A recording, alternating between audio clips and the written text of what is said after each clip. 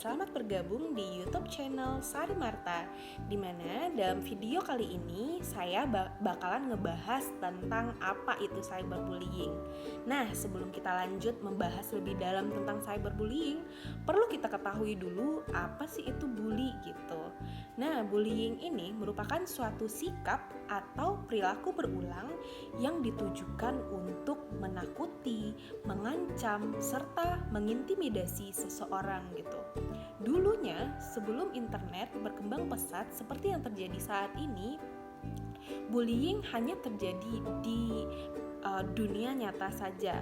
Contohnya bullying terjadi ketika di sekolah, bullying terjadi di lingkungan sekitar di mana anak-anak seringkali bermain atau orang-orang seringkali berinteraksi gitu. Namun bedanya bullying ini dengan cyberbullying adalah media yang digunakan. Bullying biasa yang ada di dunia nyata disampaikan secara langsung, namun cyberbullying disampaikan dengan media internet ataupun perantara media, salah satunya yaitu media sosial. Untuk pelaku dari cyberbullying ini memiliki motif yang beragam, di mana ada yang motifnya hanya iseng, bercanda, mencari perhatian, serta motif lebih lanjut yaitu untuk balas dendam ataupun frustasi gitu. Di media sosial, cyberbullying ini tumbuh secara nyaman gitu, tumbuh secara subur dan seringkali mudah untuk dilakukan oleh orang-orang yang menggunakan media sosial. Kenapa? Karena di media sosial diberikan fasilitas seseorang untuk memiliki fake account atau second account, di mana fake account ini atau akun palsu ini bisa digunakan seseorang untuk memberikan bully kepada orang lain dengan identitas yang dirahasiakan, sehingga dia bisa merasa aman ketika membuli orang lain dan identitasnya tidak diketahui oleh orang lain, seperti itu gitu. Jadi bahkan untuk korban bullying ini sendiri pun, cyberbullying ini pun tidak terbatas gitu. Mulai dari masyarakat luas, para influencer, beauty blogger, selebgram, artis, hingga para pejabat-pejabat tinggi yang ada di negara ini juga turut serta mendapatkan cyberbullying gitu, sangat parah sekali. Dan untuk bentuk-bentuk dari cyberbullying yang diterima pun berbeda-beda gitu. Menurut penelitian yang dilakukan oleh Price dan Douglas, mereka menyimpulkan ada 4 bentuk dari cyberbullying yang sering kali terjadi di media sosial. Bentuk yang pertama itu yaitu pemberian nama negatif, di mana kita seringkali menemukan di media sosial, di akun media sosial seseorang yang terkenal ataupun yang diikuti oleh banyak orang, kita melihat komentar-komentar di kolom komentarnya dengan himbauan atau nama-nama negatif yang diselipkan oleh para netizen di media sosialnya, entah itu berupa nama-nama binatang ataupun mungkin ungkapan-ungkapan yang negatif seperti memberi cap bahwa dia adalah seorang perempuan yang tidak baik atau pelakor dan sebagainya macamnya gitu. Sedangkan untuk bentuk yang kedua yaitu berupa penyebaran foto. Mungkin rekan-rekan juga sering melihat di media sosial bahwa banyak sekali foto yang beredar dengan menggunakan wajah seseorang, sebut saja mungkin dia wajah artis tapi badannya bukan badan dia gitu. Jadi dengan editan Photoshop dan sebagainya itu bisa membuat seolah-olah yang punya wajah ini adalah yang punya badan ini sama gitu, sedangkan badannya tidak berpakaian yang utuh gitu, atau bisa dibilang bertelanjang, dan itu bisa merusak nama seseorang yang memiliki wajah ini gitu, membuat seseorang ini menjadi buruk di mata orang lain dan akhirnya dia dibully dengan hal-hal tersebut, dengan sesuatu yang mungkin dia tidak lakukan gitu. Selanjutnya yaitu mengancam keselamatan fisik.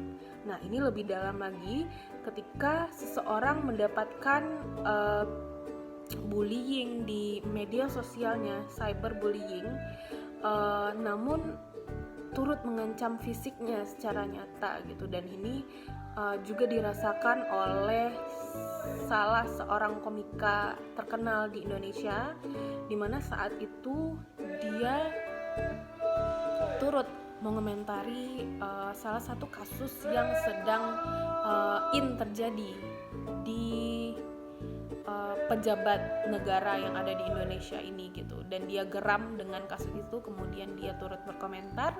Akhirnya dia mendapatkan ancaman dan tuduhan atas apa yang dia lakukan gitu, dan itu turut mengganggu dirinya sendiri gitu. Kemudian poin yang keempat, bentuk dari cyberbullying yang keempat, yaitu pendapat yang merendahkan. Nah, contohnya pendapat yang merendahkan ini juga sering kali terjadi di media sosial, rekan-rekan.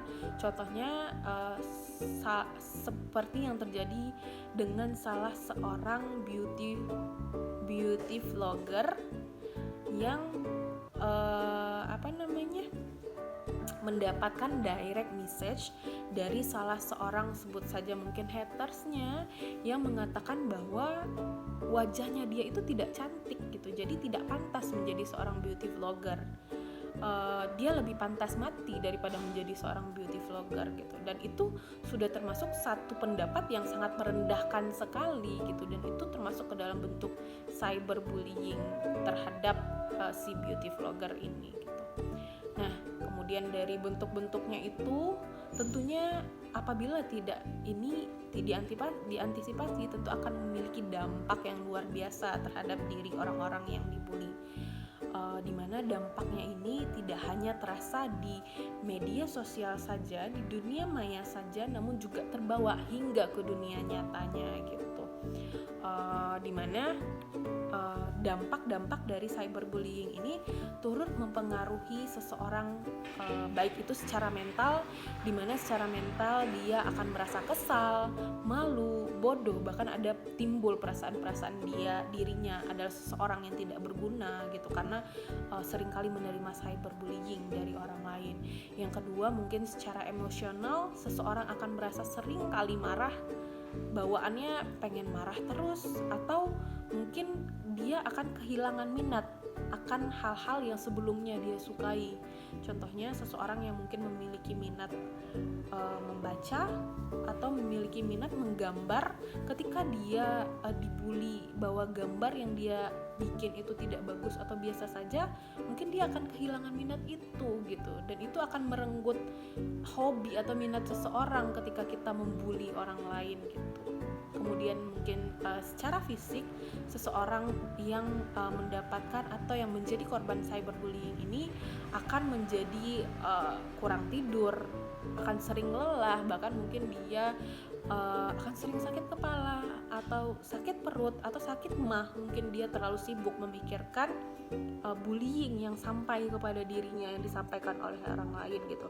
Sehingga ketika perasaan-perasaan ini terjadi dalam waktu yang cukup lama dan berlarut-larut, maka akan muncullah keinginan dari dalam diri seseorang yang menjadi korban bullying ini untuk bunuh diri atau mengakhiri nyawanya sendiri gitu. Dan ini menjadi satu hal yang bisa dibilang sangat miris sekali gitu terjadi, karena sampai menghabiskan nyawa orang lain, walaupun mungkin caranya tidak dengan cara membunuh gitu yang secara instan, namun ini perlahan namun membunuh gitu. Dan hal ini terjadi banyak sekali kasusnya. Salah satu kasusnya yaitu yang terjadi dengan salah seorang artis Korea, di mana dia memilih untuk bunuh diri saja ketika dia mendapatkan banyak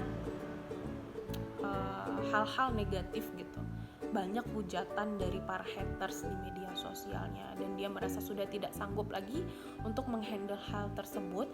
Akhirnya dia memutuskan untuk bunuh diri.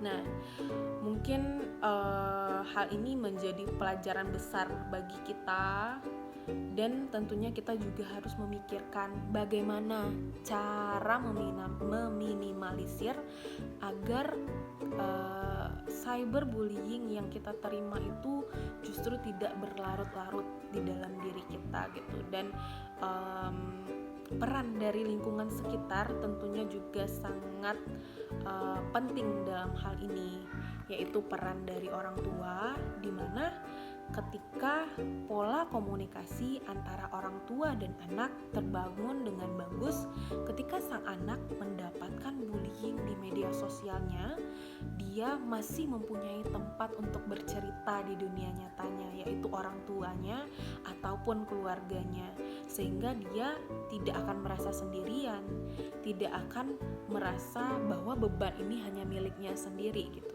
Dia punya tempat untuk berbagi, dia punya tempat untuk sharing, sehingga beban yang berat itu bisa dipikul secara bersama-sama dan itu bisa meringankan, dan nantinya tentu akan lebih meminimalisir dari dampak-dampak yang ditimbulkan dari cyberbullying ini gitu. Terus yang kedua juga peran dari pemerintah tentunya juga turut serta membantu. Mungkin sekarang seperti yang kita tahu sudah ada revolusi mental yang digalakkan oleh pemerintah, di mana tujuan dari revolusi mental ini tentunya untuk memperbaiki kepribadian bangsa. Tentunya apabila kepribadian suatu bangsa sudah baik, maka yang namanya cyberbullying ini tentu akan semakin berkurang dan mungkin akan sudah hilang gitu di media sosial, sehingga orang dapat bermedia sosial dengan baik dan dengan sehat.